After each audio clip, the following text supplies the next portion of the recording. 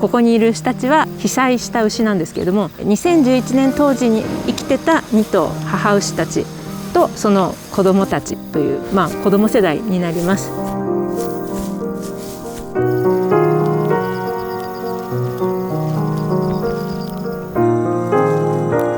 この十何年間、14年ぐらいめちゃくちゃ牛から教えてもらったものもあるので尊敬してますね。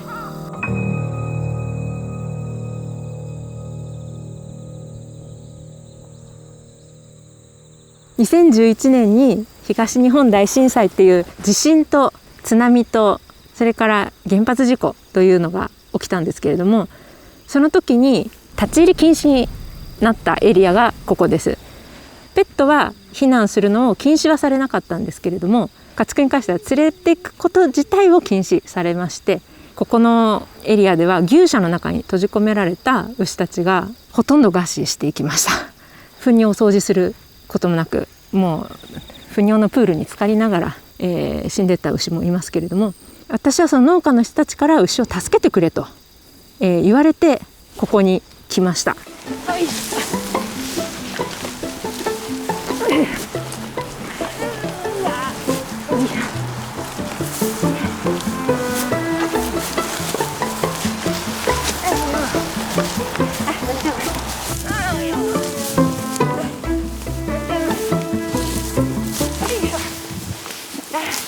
最初は本当に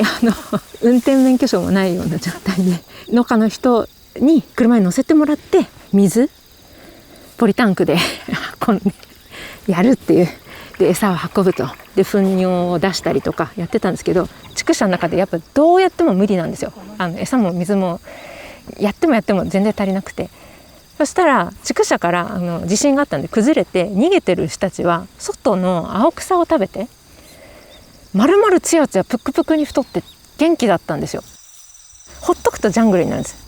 それぐらいその知力が高いのと温暖湿潤気候で雨量が多いので、そういうふうに荒れてしまったらもう畑に戻せない、農地に戻せないっていうのが日本の農家たちの共通の悩みでもあって、そういう米農家からの声、ここ牛が食べてくれればきれいになるんだけどなっていうのがすごい残ってて、あれなんでこんな生かし方があるんだっていうのをそこで思いついて、実際にそれを、やってた専門家の方コンタクト取って、でその先生にもうこんなひどい状態で立ち入り許可証もあれだし水も電気も何もなくて、ベテランの農家の方々ですらもう諦めざるを得ないような状態で生かすことできますかって言ったら、生かせますっておっしゃってくださって、一緒にその農地を探して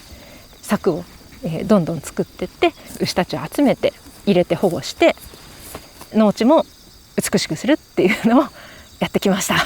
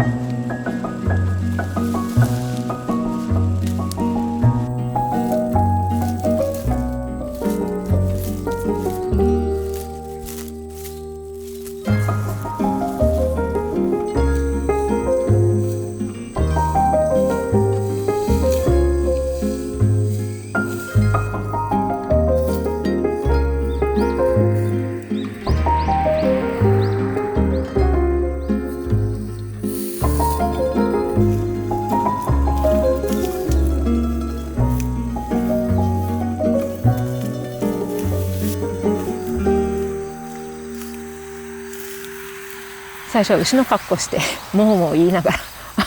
牛の横まで行ってだからそういうバカなことをいっぱい重ねてきたわけですよ。で今になったら何このキモい生き物って思ってたと思うんですね、牛たちは。でもあの時は本気で助けたいから、こっち来てそこ危ないから保護柵に入ろうって言って牛の格好して黒い格好して尻尾つけてとかそういうことやってたわけですよ。私の不審者ですよね、牛からしたら不審な生き物がいると。でも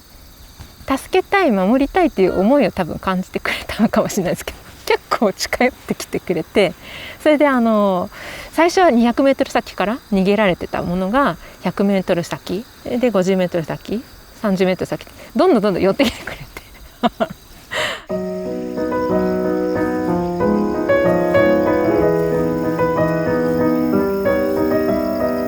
都会で暮らしてたので、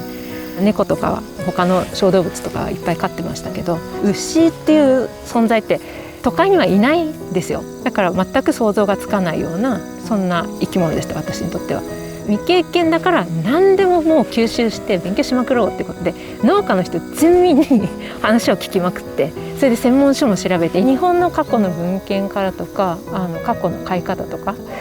そういうものを勉強するっていうのはすごく大きくて、なんか牛のやっぱり行動、気持ちを人間と同じように感じ取るみたいな。昔の人の方がすごい頑張ってたんですよ。今みたいな確実的にとか機械的にとか、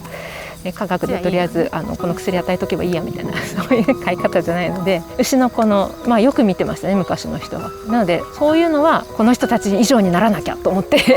めっちゃもっと見るようにしてました。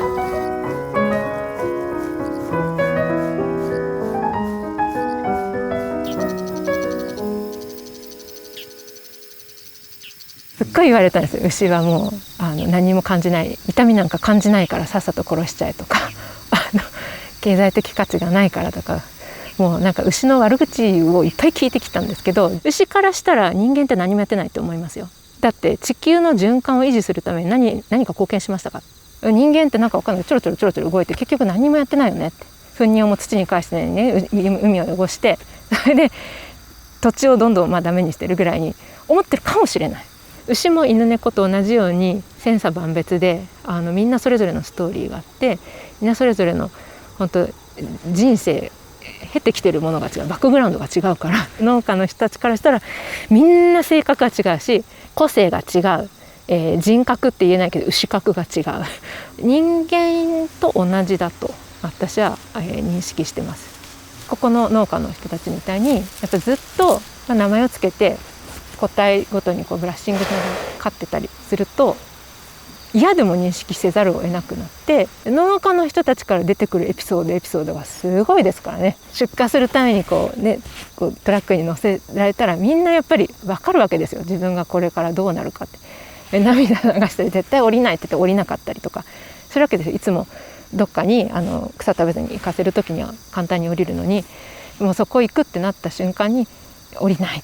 てなって、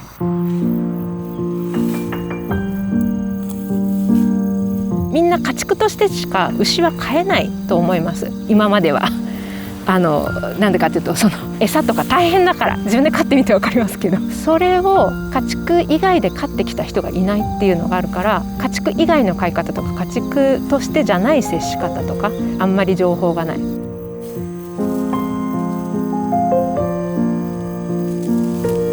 農水省のルールで日本に存在する全ての牛は辞表をつけなければいけないから仕方なく辞表をつけてますけれども、この牛たちは私が命を懸けてでも出荷されることなく、寿命がなくなるまで幸せに長生きして、もらいたいなと思ってます。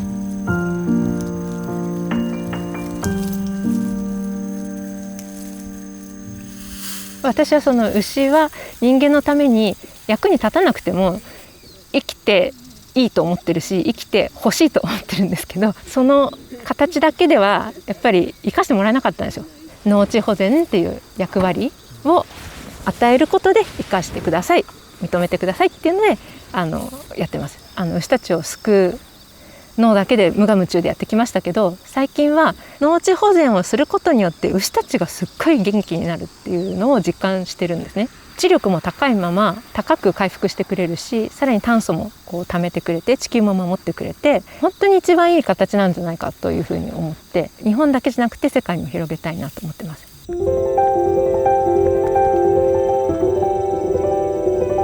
みんなが幸せな世界を作りたいと私は思ってます。自分の身近なところで何かできることがないかなっていうのをまず探していただきたいですし、人間もそうですし、人間にも愛をいっぱい欲しいし、動物には特にその見捨てられがちな動物たちがいるので、愛を注いでほしいなというふうに思ってます。